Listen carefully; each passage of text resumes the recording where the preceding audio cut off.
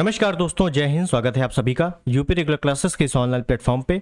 और जैसा कि आपको पता है कि यूपी पीसीएस आरओ या आरओ की परीक्षाओं के लिए जो अभ्यास सीरीज चल रही है, जिसमें हम लोग 40,000 एमसीक्यू क्वेश्चंस के माध्यम से पूरे सिलेबस का रिवीजन और 1990 से लेकर 2024 तक के जितने भी प्रकार के प्रश्न आ चुके हैं उनका बेहतरीन तरीके से एक्सप्लेनेशन कर रहे हैं। ठीक है, तो आज हमारी क्लास रहने वाली है पॉलिटी की। पॉलिटी में भी क्लास नंबर 13। इसके पहले 12 क्लासेस ऑलरेडी हो चुकी हैं। सभी की प्लेलिस्ट अलग अलग बनी हुई है, जाके चेक कर सकते हो। ठीक है, पॉलिटी में हम लोग काफ़ी आगे आ चुके हैं और काफ़ी चीज़ों को देख चुके हैं। अब पॉलिटी एक ऐसा सब्जेक्ट है जिसमें आपके क्वेश्चन फिक्स हैं कि एक लेवल के आने वाले हैं, चाहे आप यूपी पीसीएस की बात करो चाहे आरओ की। ठीक है, यूपी पीसीएस में लगभग 15 प्रश्न, आरओ में लगभग 10 से 12 प्रश्न पूछे जाते हैं। अगर पॉलिटी अच्छे से पढ़ लिया तो ये 10 से 12 प्रश्न में 8 से 10 प्रश्न आपके फिक्स हैं कि सही होंगे। ठीक है, तो चलिए शुरुआत करते हैं सेशन की। उससे पहले चैनल पर नए हैं सब्सक्राइब, वीडियो को लाइक और शेयर जरूर कर देना। इंडियन पॉलिटी के क्लास 13 का पहला प्रश्न आपकी स्क्रीन पर ये रहा। देखिए क्या कह रहा है, बहुत ही अच्छा प्रश्न है। निम्न में से किसे राज्यपाल नियुक्त नहीं करता है? तो राज्यपाल का प्रश्न है और राज्यपाल किसे नियुक्त नहीं करता है वो बताना है, और राज्यपाल के बारे में भी देख लेंगे चीजें। तो राज्यपाल किसको नियुक्त नहीं करता? देखो, मुख्यमंत्री की अगर बात करें, जिसके बारे में हम लोग आगे और भी देखने वाले हैं डिटेल्ड में, तो मुख्यमंत्री की नियुक्ति राज्यपाल करता है, और मुख्यमंत्री के कहने पर अन्य मंत्री की नियुक्ति भी राज्यपाल करता है। ठीक है, तो मुख्यमंत्री की नियुक्ति तो करता है। राज्य के लोक सेवा आयोग के सदस्यों को नियुक्त करता है। देखिए, राज्य के जो आयोग होते हैं, आयोग, राज्य के जो संवैधानिक आयोग होते हैं, इनके जो अध्यक्ष होते हैं, आयोगों के अध्यक्ष और सदस्य, इन दोनों की नियुक्ति राज्यपाल करता है। ठीक है, महाधिवक्ता राज्य सरकार का प्रथम विधि अधिकारी होता है। आर्टिकल 165 के तहत इसका उल्लेख है। और महाधिवक्ता भी नियुक्ति कौन करता है? राज्यपाल करता है। लेकिन उच्च न्यायालय, हाई कोर्ट के न्यायाधीशों की नियुक्ति राज्यपाल नहीं करता। हाई कोर्ट के न्यायाधीशों की नियुक्ति कौन करता है? राष्ट्रपति। राष्ट्रपति। ठीक है, जैसे सुप्रीम कोर्ट की बात करें तो सुप्रीम कोर्ट के मुख्य न्यायाधीशों की नियुक्ति कौन करता है? तो मुख्य न्यायाधीशों को कॉलेजियम द्वारा राष्ट्रपति नियुक्त करता है। उसी प्रकार से हाई कोर्ट के न्यायाधीशों को भी कॉलेजियम द्वारा राष्ट्रपति ही नियुक्त करता है। ठीक है, और सुप्रीम कोर्ट के न्यायाधीश को शपथ कौन दिलाता है? तो राष्ट्रपति। लेकिन हाई कोर्ट के न्यायाधीशों को शपथ कौन दिलाता है? शपथ तो राज्यपाल दिलाता है, राज्यपाल। ठीक, आगे हम लोग हाई कोर्ट जब पढ़ेंगे उसमें देखेंगे। अगला प्रश्न लेते हैं अभी। उससे पहले राज्यपाल के बारे में थोड़ी सी चर्चा कर लें, है ना। कुछ जो फैक्ट हैं वो देख लेते हैं राज्यपाल के बारे में। राज्यपाल, तो देखिए, राज्यपाल का जो उल्लेख है, राज्यपाल को आप ऐसे समझो, बिल्कुल सिमिलर कर लो राष्ट्रपति से। कैसे? राष्ट्रपति से। राष्ट्रपति हम लोग पढ़ चुके हैं। राष्ट्रपति के जो भी शक्तियां होंगी उसको रिलेटेड कर लेना है राष्ट्रपति से, कोई भी शक्ति हो।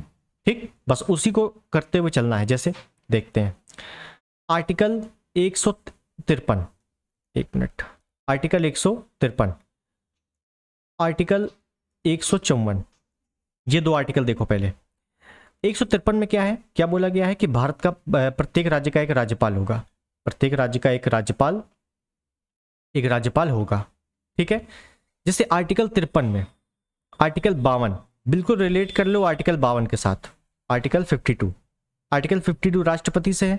उसमें क्या बोला गया है कि भारत का एक राष्ट्रपति होगा। 154 की बात करें तो इसको रिलेट कर लो 53 के साथ। मतलब 53 में क्या बोला गया है कि केंद्र की समस्त कार्यपालिका शक्तियां राष्ट्रपति में निहित होंगी। उसी प्रकार से राज्य की समस्त कार्यपालिका शक्तियां, राज्य की समस्त कार्यपालिका शक्तियां राज्यपाल में निहित होंगी।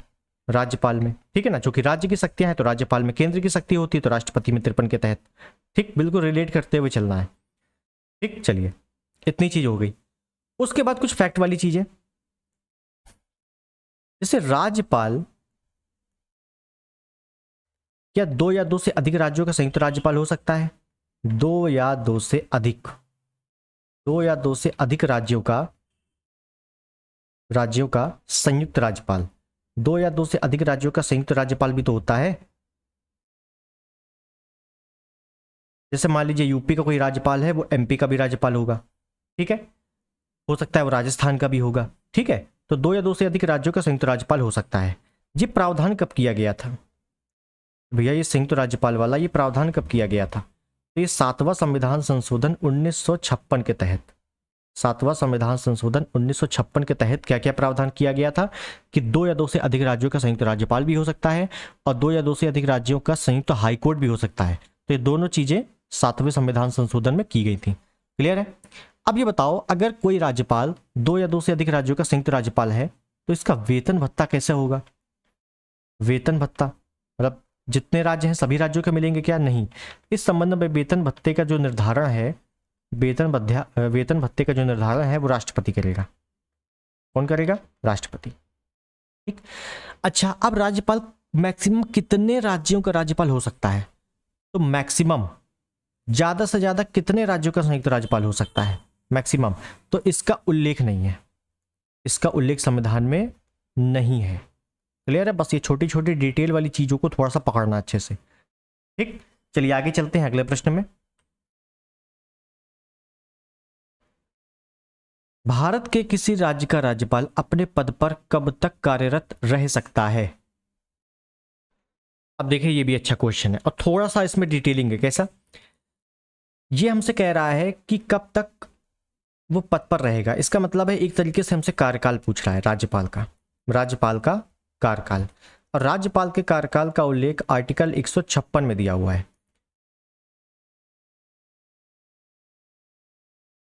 ठीक है, तो 156 में क्या है? इसका कार्यकाल का उल्लेख है। अब कार्यकाल में 2 बातें लिखी हुई हैं। एक, कार्यकाल जो राज्यपाल का कार्यकाल होगा वो 5 वर्ष का होगा, और दूसरी बात लिखी गई है संविधान में कि राष्ट्रपति के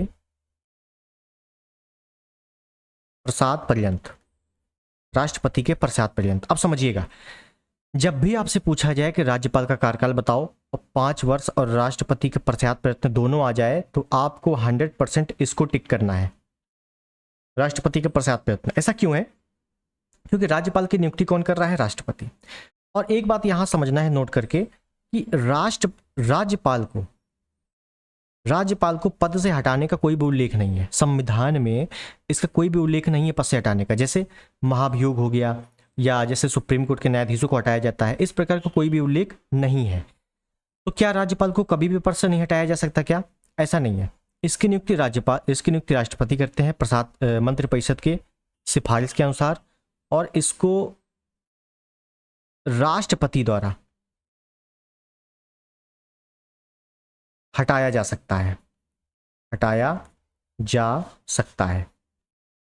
मतलब कहने का कि राज्यपाल को, जब आप बुक पढ़ोगे तो साफ साफ लिखा होगा कि राज्यपाल को पद से हटाने का कोई उल्लेख नहीं है, कोई प्रक्रिया नहीं है। लेकिन व्यवहार में राष्ट्रपति जो है राज्यपाल को हटा सकता है। क्यों? क्योंकि ये राष्ट्रपति के प्रसाद प्रयत्न होता है। क्यों? क्योंकि राष्ट्रपति का प्रसाद प्रयत्न होता है, इस वजह से राज्यपाल को पद से राष्ट्रपति ही हटा सकता है। ठीक है। और राज्यपाल का वैसे मतलब संवैधानिक तरीके से इसका ट्रांसफर किया जा सकता है, राष्ट्रपति ही ट्रांसफर करेगा, ट्रांसफर। ठीक। तो 5 वर्ष से कम गलत, 5 वर्ष तक गलत, मात्र राष्ट्रपति का प्रसाद प्रयत्न, option C is the right. अब समझिए, क्या राज्यपाल 5 वर्ष से अधिक अपने पद पर रह सकता है? तो बिल्कुल। क्यों? 5 वर्ष जैसे ही कंप्लीट होंगे उसके बाद जब तक नया राज्यपाल नहीं आ जाता तब तक ये पद पर बैठा रहेगा, भले वो 1 हफ्ते में आ जाए चाहे 1 महीने में आ जाए। ठीक है। तो 5 वर्ष से आगे भी ये कार्य कर सकता है, भले एक ही दिन कार्य करे। ठीक है, तो ये भी थोड़ा ध्यान रखना। आगे चलते हैं अगले प्रश्न में। राज्यपाल किसके प्रति उत्तरदायी होता है? अब सिंपल सा क्वेश्चन है, राज्यपाल को नियुक्त कौन कर रहा है? राष्ट्रपति। राज्यपाल किसके प्रसाद प्रयत्न कार्य करता है? राष्ट्रपति। तो बस किसके प्रति उत्तरदायी होगा? राष्ट्रपति के प्रति। Option B is the right. ठीक है। नेक्स्ट, भारत के एक राज्यपाल से संबंधित निम्न कथनों पर ध्यान दीजिए। अब इंपॉर्टेंट प्रश्न है, यहां से थोड़ा देखना अच्छे से।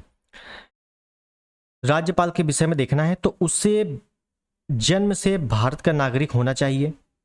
क्या राज्यपाल को जन्म से भारत का नागरिक होना चाहिए तभी वो राज्यपाल बन सकता है? उसके बाद है उसकी आयु कम से कम 35 वर्ष होनी चाहिए। उसे लोकसभा का सदस्य होने की योग्यता होनी चाहिए। वह 1 से अधिक राज्यों का राज्यपाल हो सकता है। देखिए, इस समय मैं थोड़ी सी चीजें पहले आपको एक्स्ट्रा बताऊं, उसके बाद करते हैं इसको।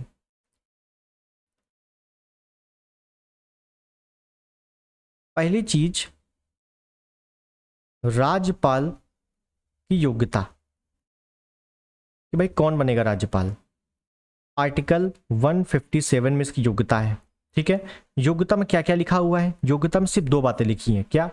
भारत का नागरिक होगा, भारत का नागरिक होना चाहिए, और दूसरी बात है कि एज 35 प्लस होनी चाहिए, मतलब 35 साल से ज़्यादा का होना चाहिए।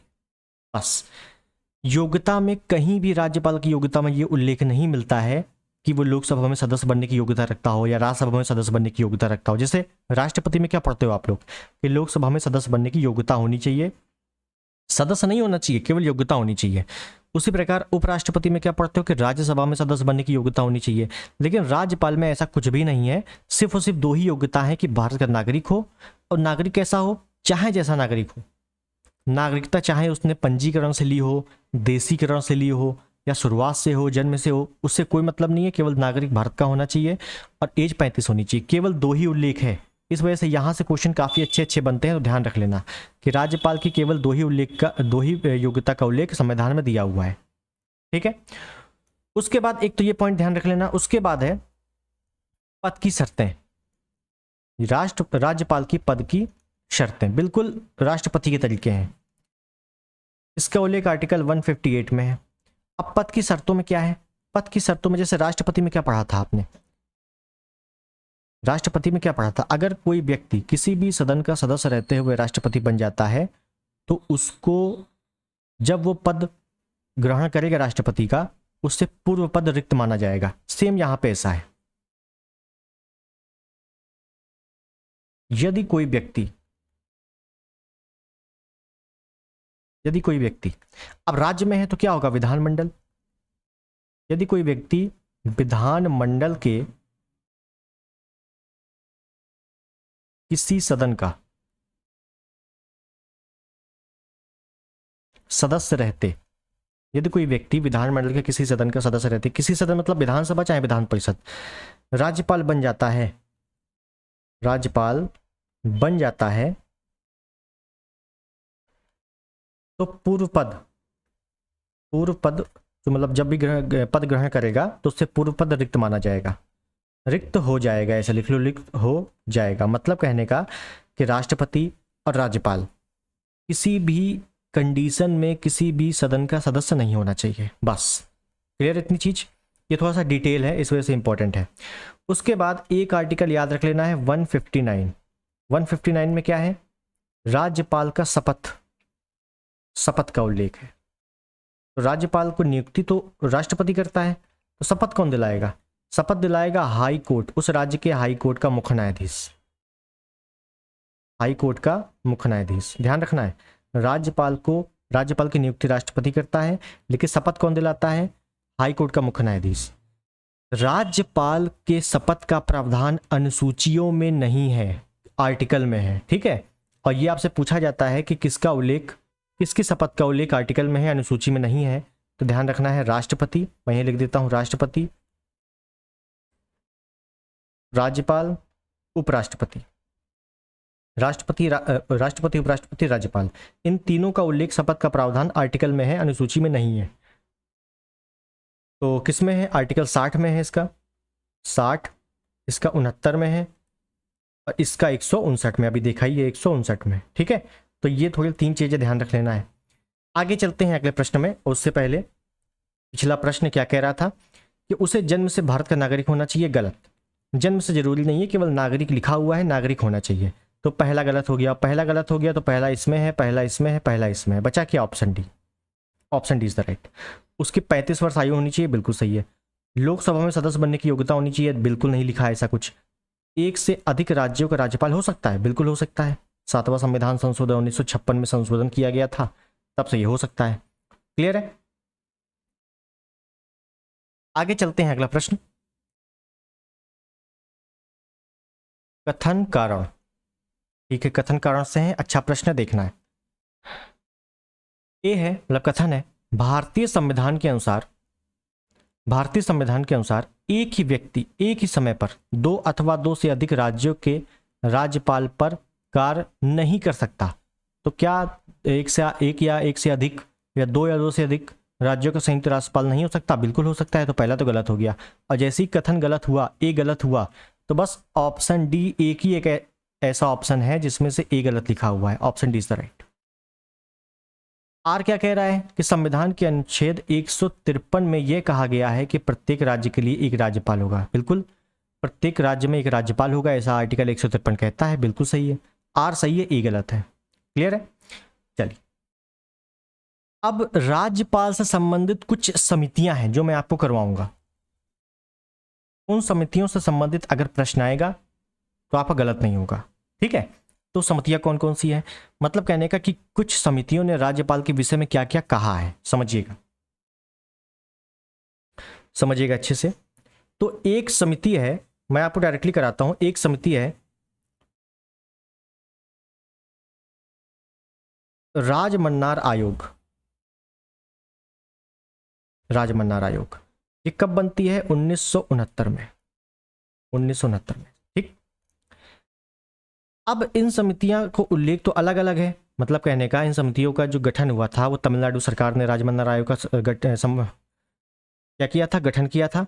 केंद्र राज्य के संबंध के विषय में गठन किया गया था। लेकिन कुछ समितियों ने केवल और केवल राज्यपाल के बारे में क्या क्या कहा है, तो वो मैं केवल आपको कराऊंगा यहाँ पे। ठीक है, जैसे समितियों के बारे में आप बुक से भी पढ़ लोगे, लेकिन जो राज्यपाल के विषय में है वो मैं एक जगह करा देता हूं। जैसे राजमन्नार आयोग ने राज्यपाल के विषय में क्या कहा है कि राज्यपाल का पद हमेशा के लिए समाप्त कर देना चाहिए, कर देना चाहिए। किसने कहा है? राजमन्नार आयोग ने। इसी राजमन्नार आयोग ने एक चीज और बोली है, क्या? अखिल भारतीय सेवाओं को, अखिल भारतीय सेवाओं को समाप्त कर देना चाहिए, कर देना चाहिए। तो दो चीजें इसने कही हैं, क्या? कि राज्यपाल का जो पद है इसको हमेशा के लिए समाप्त कर देना चाहिए, अखिल भारतीय सेवाओं का समाप्त कर देना चाहिए। अब अखिल भारतीय सेवाएं कौन कौन सी है? IAS, IPS, IFS. तो राजमन्नार आयोग ने बोला इनको समाप्त कर देना चाहिए। ठीक है, तो आपसे अगर डायरेक्टली पूछा जाता है कि राज्यपाल का पद समाप्त कर देना चाहिए, किस आयोग ने कहा था, किस समिति की रिपोर्ट में कहा गया था? राजमन्नार आयोग ने बोला था। ठीक है, उसके बाद एक समिति है आर्य सरकारिया आयोग या सरकारिया आयोग, ऐसे लिख देते हैं, सरकारिया आयोग। ये कब आती है? 1983 ईस्वी में। इसने राज्यपाल के विषय में क्या बोला है? इसने राज्यपाल के विषय में कई चीजें बताई हैं। जैसे एक बताया है कि मतलब राज्यपाल की नियुक्ति जिस राज्य में हो रही है वह उस राज्य का निवासी नहीं होना चाहिए। राज्यपाल जिस राज्य में राज्यपाल बनेगा उस राज्य का निवासी नहीं होना चाहिए, निवासी नहीं होना चाहिए।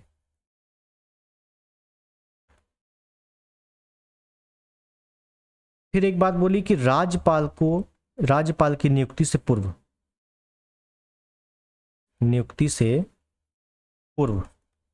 उस राज्य के सीएम से परामर्श लेना चाहिए, ठीक है। और एक बात बोली कि राज्यपाल किसी विषय में, किसी क्षेत्र में या किसी विषय में विशेषज्ञ होना चाहिए। क्या होना चाहिए? विशेषज्ञ होना चाहिए, ठीक है।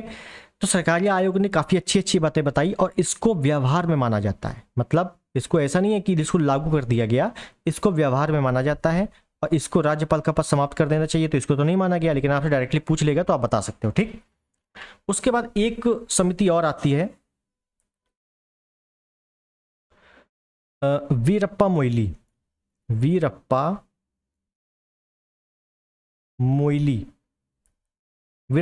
की अध्यक्षता में क्या हुआ है?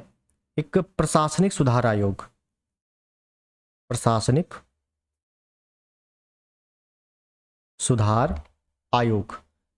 इसका गठन किया गया और ये सेकंड नंबर का सुधार आयोग है, ठीक।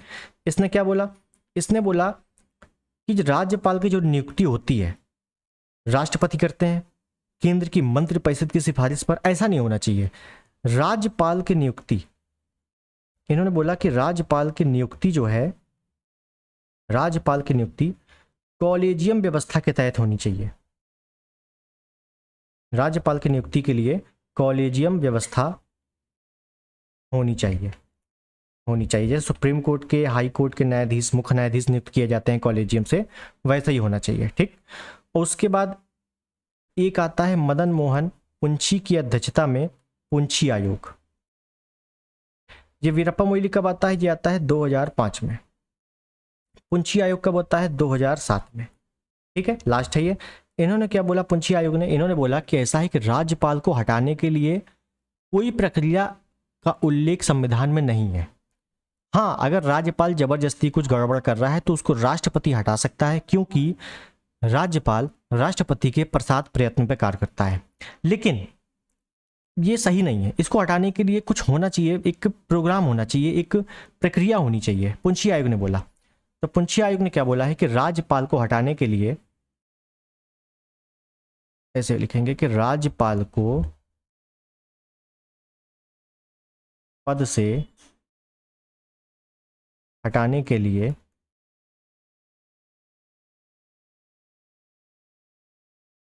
महाभियोग की प्रक्रिया होनी चाहिए, होनी चाहिए। तो कैसा है? नहीं है, तो इसको माना नहीं गया। तो कुल मिला के ये 4 समितियां मैंने कराई जिन्होंने राज्यपाल के बारे में क्या क्या बात बोली है। थोड़ा ध्यान रख लेना इसके बारे में। ठीक, आगे चलते हैं। अगला प्रश्न,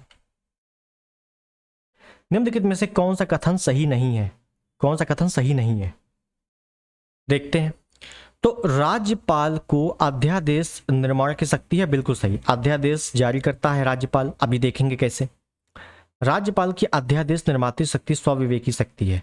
तो जो राज्यपाल अध्यादेश जारी करता है तो क्या वो स्वविवेक से जारी करता है? बिल्कुल नहीं, मंत्रिपरिषद की सिफारिश पर जारी करता है। ठीक है, उसको भी देखेंगे। राज्यपाल अध्यादेश को वापस करने में सक्षम है, बिल्कुल सही है। राज्यपाल की अध्यादेश निर्माण की शक्ति राज्य विधानमंडल के समव्यापक है, बिल्कुल सही है। जैसे केंद्र की जो अध्यादेश जारी करता है राष्ट्रपति, वो अध्यादेश कब जारी करता है? जब सत्र ना चल रहा हो, और जब सत्र चलने लगता है तो उस अध्यादेश को संसद में पारित होना आवश्यक है। उसी प्रकार से राज्य में अध्यादेश को विधानमंडल में पारित होना आवश्यक है। ठीक है, तो ये भी सही है। तो कुल मिलाकर राज्यपाल अध्यादेश जो जारी करता है उसकी स्वविवेकी शक्ति नहीं है। अब थोड़ी सी इसमें चर्चा करते हैं। तो सबसे पहले हम लोग देखेंगे अध्यादेश के बारे में। राज्यपाल अध्यादेश जो जारी करता है, अध्यादेश, राष्ट्रपति का अध्यादेश आर्टिकल 123 में था, बस उसी को कन्वर्ट कर दो, 213 कर दो। उसमें क्या था? आर्टिकल 123 123, इसमें 213। ठीक, बस। तो अब अध्यादेश जो जारी करता है राज्यपाल, पहली चीज, राज्यपाल राज्य की मंत्रिपरिषद की सिफारिश पर अध्यादेश जारी करता है, तो जब अध्यादेश मंत्रिपरिषद की सिफारिश पर जारी कर रहा है तो इसकी स्वविवेकी शक्ति नहीं है। जब सत्र ना चल रहा हो, जब सत्र ना चल रहा हो और हमें कोई कानून की अर्जेंट आवश्यकता हो, तब राज्यपाल क्या करता है कि मंत्रिपरिषद की सिफारिश पर अध्यादेश जारी करता है। ठीक, बाकी जैसा राष्ट्रपति में पढ़ा है बिल्कुल सेम वैसा ही है। कैसा? एक देख लेते हैं थोड़ा सा। सत्र होते हैं, विधानमंडल का सत्र होगा यहाँ पे, क्योंकि यहाँ संसद तो है नहीं, विधानमंडल है। विधानमंडल के सत्रों को संबोधित कौन करता है? राज्यपाल। विधानमंडल के सत्र को आहूत व सत्रावसान कौन करता है? राज्यपाल। इसी में विधानमंडल में ही क्या है? विधानसभा है। विधानसभा को समय से पहले भंग कौन कर सकता है? राज्यपाल। जैसे लोकसभा को भंग करता है वैसे राज्यसभा को भंग करता है। ठीक, जब हम लोग विधानसभा देखेंगे तो मैं आपको संसद से रिलेटेड होकर पढ़ाऊंगा। ठीक है, तो उससे चीजें क्लियर हो जाएंगी। अगर पहले से पढ़ा अच्छी बात है, और नहीं पढ़ा है तो संसद या विधानमंडल एक को अच्छे से पढ़ लो, बाकी रिलेटेड करके दूसरा समझ में आ ही जाता है खुद। तो होता यह है कि अध्यादेश क्या होता है? जब सत्र न चल रहा हो, कानून की आवश्यकता हो, तब राज्यपाल अध्यादेश जारी करता है। ठीक, समय, टाइम पीरियड क्या होता है अध्यादेश का? जो सत्र नहीं चल रहा है, अध्यादेश जारी हो गया, उसके बाद जब अगले सत्र के प्रथम बैठक से जैसे अगले सत्र का प्रथम बैठक शुरू होगा उससे 6 सप्ताह तक यह अध्यादेश की टाइम ड्यूरेशन है। लेकिन अगर मैक्सिमम बोला जाए अधिकतम समय कितना है तो 6 माह प्लस 6 सप्ताह। 6 सप्ताह फिक्स है, यहां पे क्या जुड़ गया 6 माह, तो 6 माह प्लस 6 सप्ताह। ठीक, और टाइम पीरियड क्या है मिनिमम, तो अगले सत्र की प्रथम बैठक से 6 सप्ताह तक। और अगला सत्र जैसे ही आएगा तो उसको विधानमंडल में पास होना जरूरी है परमानेंट कानून के लिए। क्लियर है? तो कुल मिला के अध्यादेश में इतना ही समझो अभी। उसके बाद ये तो स्वविवेकी शक्ति नहीं है। अब स्वविवेकी शक्तियां कौन कौन सी हैं राज्यपाल की? भाई राज्यपाल की स्वविवेकी शक्तियां भी तो हैं। अब राज्यपाल की स्वविवेकी शक्तियां कौन कौन सी हैं देख लेते हैं। राज्यपाल की स्वविवेकी शक्तियां,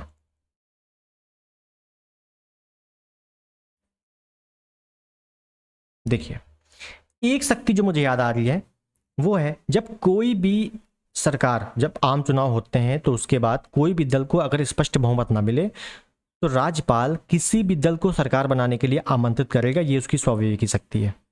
तो मैं यहां पे ऐसे लिख दूं कि आम चुनाव के बाद किसी दल को स्पष्ट बहुमत ना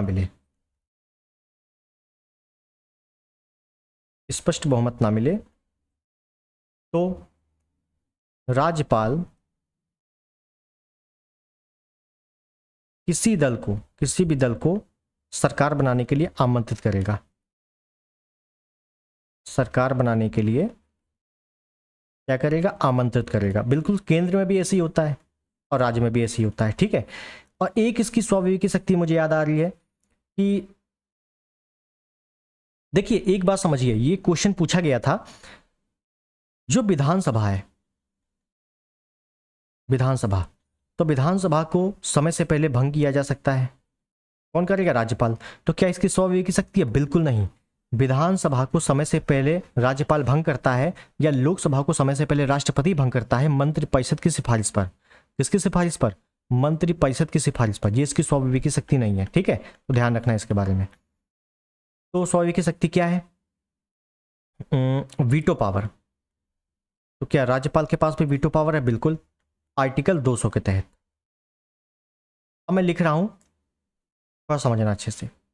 वीटो पावर एक प्रकार का है कि या तो जो विधेयक है इसको पास कर दे या विधेयक को अपने पास रख ले, या विधेयक का कोई उत्तर ना दे, अपने पास रख ले, या तो ना स्वीकार करे और ना स्वीकृति दे। ये भी एक वीटो पावर है। और इसकी एक विशेष वीटो पावर ये है राज्यपाल की कि अगर कोई विधेयक राज्यपाल के पास आया और राज्यपाल को उसमें कुछ समझ में नहीं आ रहा है तो उस विधेयक को राष्ट्रपति के पास भेजेगा। क्यों? क्योंकि राष्ट्रपति के पास पावर ज्यादा है, दिमाग ज्यादा है, तो राष्ट्रपति उसे बताएंगे, निर्णय देंगे क्या करना है। ठीक है, तो कोई विधेयक राष्ट्रपति के पास भी भेज सकता है। ठीक, राष्ट्रपति की अनुमति के लिए भी उसके पास भेज सकता है। ठीक है, अब राष्ट्रपति उस पर क्या करेगा? राष्ट्रपति उसको स्वीकार करेगा कि अपने पास रख लेगा कि स्वीकृति दे देगा। अब अगर राष्ट्रपति उस पर स्वीकृति देगा तो मंत्रिपरिषद की सिफारिश पर देगा, लेकिन जो राज्यपाल वीटो पावर का प्रयोग करेगा, अगर राष्ट्रपति के पास भेज रहा है या विधेयक स्वीकार कर रहा है या अपने पास रख रहा है या ना स्वीकार कर रहा है ना स्वीकृति दे रहा है, ये उसकी स्वविवेकी शक्ति है। ठीक है, ध्यान रखना। उसके बाद एक मुझे याद आ रहा है, मुख्यमंत्री का कर्तव्य, ये भी राज्यपाल की स्वविवेकी शक्ति है, आर्टिकल 167 के तहत। मतलब राज्यपाल राज्य से संबंधित कोई भी रिपोर्ट मुख्यमंत्री से मांग सकता है और मुख्यमंत्री का यह कर्तव्य होगा कि वो रिपोर्ट राज्यपाल को पहुंचे। तो राज्यपाल जो रिपोर्ट मांगेगा तो अपने आप मांग लेगा, उसकी स्वविवेकी शक्ति है। ठीक है, तो ये कुछ 3 प्रमुख स्वविवेकी शक्ति हैं जो आपसे बार बार पूछी जाती हैं। एक यहां पे ये भी लिख सकते हो कि संवैधानिक तंत्र विफल होने पर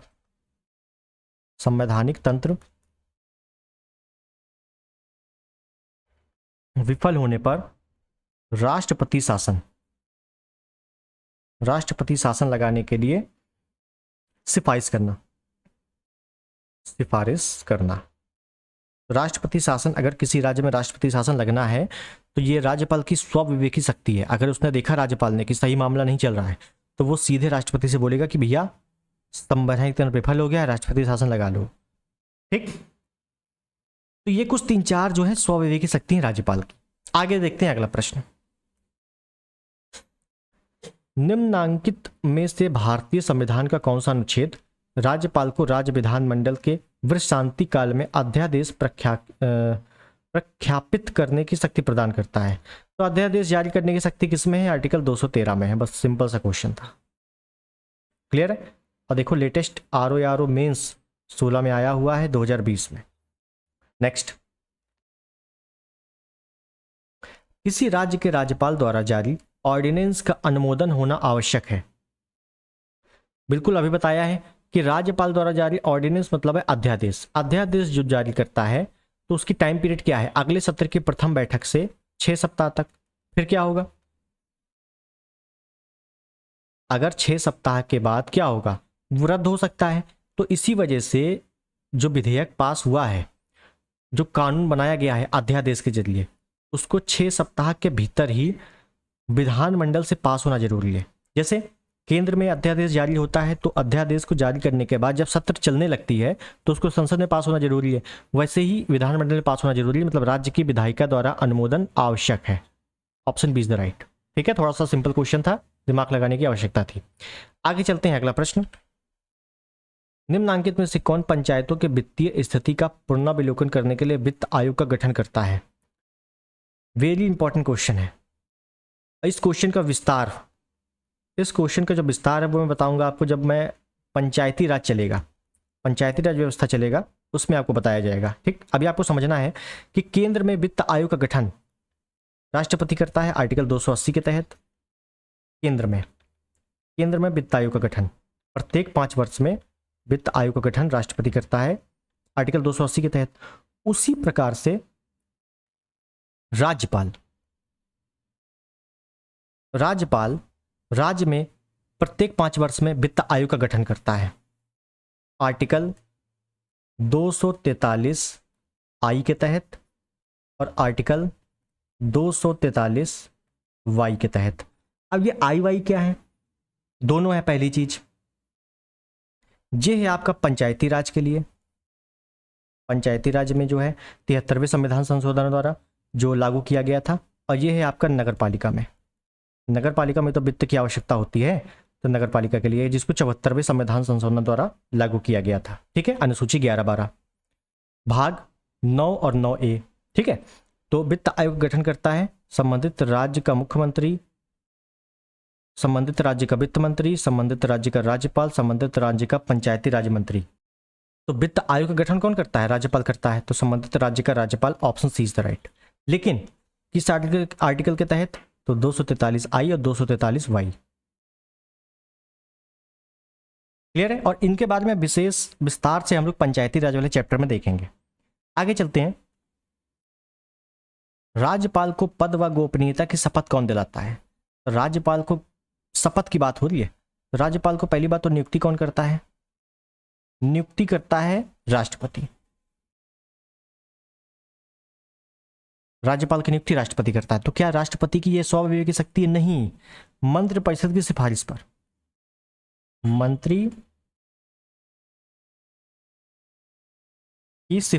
मंत्रिपरिषद की सिफारिश पर इसकी स्वविवेकी शक्ति नहीं है राष्ट्रपति की कि किसी को भी राज्यपाल बना दे। ठीक है, तो राज्यपाल की नियुक्ति राष्ट्रपति करता है। दूसरी चीज शपथ का प्रावधान आर्टिकल 159 में अभी मैंने बताया था। और शपथ जो है कौन दिलाएगा? उस राज्य के हाई कोर्ट का मुख्य न्यायाधीश। Option C is the right. Clear है? चलिए आगे चलते हैं। निम्नलिखित कथनों पर विचार कीजिए तथा नीचे दिए गए कूट से अपना उत्तर चुनिए। राज्यपाल को उच्च न्यायालय के न्यायाधीश की नियुक्ति का अधिकार नहीं है। मतलब कहने का कि राज्यपाल को उच्च न्यायालय हाई कोर्ट के न्यायाधीश की नियुक्ति का अधिकार नहीं है। तो हाई कोर्ट के न्यायाधीशों की नियुक्ति कौन करता है? राष्ट्रपति करता है, राज्यपाल थोड़ी ना करता है। तो अधिकार नहीं है, बिल्कुल सही है कि राज्यपाल को यह अधिकार नहीं है, राष्ट्रपति को अधिकार है। तो ये स्टेटमेंट जो है बिल्कुल सही दिया हुआ है। ठीक, वह विधानमंडल का हिस्सा नहीं है। कौन? राज्यपाल विधानमंडल का हिस्सा नहीं है। तो बिल्कुल गलत। क्यों? क्योंकि विधानमंडल का हिस्सा है। अगर विधानमंडल में देखा जाए, विधानमंडल में क्या होता है? विधानसभा, विधान परिषद और राज्यपाल। जिसे संसद में क्या होता है? लोकसभा, राज्यसभा और राष्ट्रपति। बस वैसे ही विधानमंडल में है। ठीक, दूसरा गलत है। तो दूसरा गलत है, तो ये गलत हो गया, ये गलत हो गया, ये गलत हो गया। बचा क्या? Option B is the right. उन्हें विधान परिषद में कुछ सदस्यों को मनोनीत करने का अधिकार है। जैसे राज्यसभा में 12 लोगों को मनोनीत करता है राष्ट्रपति, जो कि 4 क्षेत्रों के विशेषज्ञ होते हैं। उसी प्रकार से विधान परिषद में कुल सदस्यों का 1/6 सदस्य राज्यपाल मनोनीत करता है, जो कि 5 क्षेत्रों के विशेषज्ञ होते हैं। साहित्य, विज्ञान, कला, समाज सेवा और सहकारिता। एक जुड़ जाता है इसमें, सहकारिता। ठीक है, सारी चीजों के बारे में विधान परिषद, विधानसभा, सब कुछ अलग अलग बात करेंगे। तो अभी आपको केवल याद रखना है कि ऑप्शन बी बिल्कुल सही है। नेक्स्ट, भारतीय संविधान के किस अनुच्छेद के अंतर्गत राज्यपाल को क्षमादान की शक्ति प्राप्त है? तो राज्यपाल को भी क्षमादान की शक्ति प्राप्त है और राष्ट्रपति को भी क्षमादान की शक्ति प्राप्त है। राष्ट्रपति को आर्टिकल 72 के तहत और राज्यपाल को आर्टिकल 161 के तहत। अंतर क्या है दोनों में? अंतर यह है कि राष्ट्रपति को जो शक्ति प्राप्त है वो मृत्युदंड को क्षमा कर सकता है, लेकिन राज्यपाल मृत्युदंड को क्षमा नहीं कर सकता, पूरी तरीके से माफ नहीं कर सकता। ये क्या कर सकता है कि सजा को कम कर सकता है, लेकिन पूरी तरीके से माफ नहीं कर सकता। क्लियर है? तो इस वजह से ऑप्शन बी थोड़ा सा ध्यान रख लेना, आर्टिकल। तो इतनी बात हो गई क्लियर। अब जो है राज्यपाल के बारे में कुछ फैक्ट और देखेंगे जो इंपॉर्टेंट है। ठीक है, समझिए फैक्ट क्या, इनकी शक्तियां देखेंगे। तो मैं आपको पॉइंट वाइज पॉइंट करवाऊंगा। ठीक है, उसको अच्छे से समझ लेना है आपको। समझिए, राज्यपाल सीएम की नियुक्ति करता है, मुख्यमंत्री की नियुक्ति करता है, और मुख्यमंत्री के कहने पर, सीएम चीफ मिनिस्टर के कहने पर अन्य मंत्रियों की नियुक्ति करता है, अन्य मंत्रियों की नियुक्ति करता है। आर्टिकल 164 के तहत। ठीक है, उसके बाद एक पॉइंट लिख लें हम, राज्यपाल अनिवार्य रूप से एक जनजातीय मंत्री की नियुक्ति करता है। एक जनजातीय मंत्री की नियुक्ति करता है, मतलब कहने का कि जनजातीय मंत्री की नियुक्ति राज्यपाल करता है। कहां करेगा? तो जिस राज्य का राज्यपाल होगा वहां करेगा। जैसे कौन कौन से राज्य में है? तो मध्य प्रदेश में करता है, उसके बाद छत्तीसगढ़ में करता है, उसके बाद झारखंड में करता है, और उसके बाद उड़ीसा में। तो ये पॉइंट ध्यान रख लेना है कि राज्यपाल अनिवार्य रूप से एक जनजातीय मंत्री की नियुक्ति करता है। कहां? मध्य प्रदेश, छत्तीसगढ़, उड़ीसा, झारखंड। ठीक है, ये बहुत बार आ चुका है प्रश्न अच्छे लेवल के एग्जाम में कि राज्यपाल निम्नलिखित में से कहां पर जनजातीय मंत्री की नियुक्ति नहीं करता है। तो इन 4 जगह पे करता है, याद रख लेना है। उसके बाद एक पॉइंट और लिख लेंगे कि विधानमंडल, राज्य में क्या होता है? विधानमंडल, केंद्र में संसद। विधानमंडल के सत्रों को आहूत व सत्रावसान कौन करता है? राज्यपाल। ठीक, उसके बाद यहीं पर एक पॉइंट, विधानसभा को समय से पहले, समय से पूर्व भंग कर सकता है।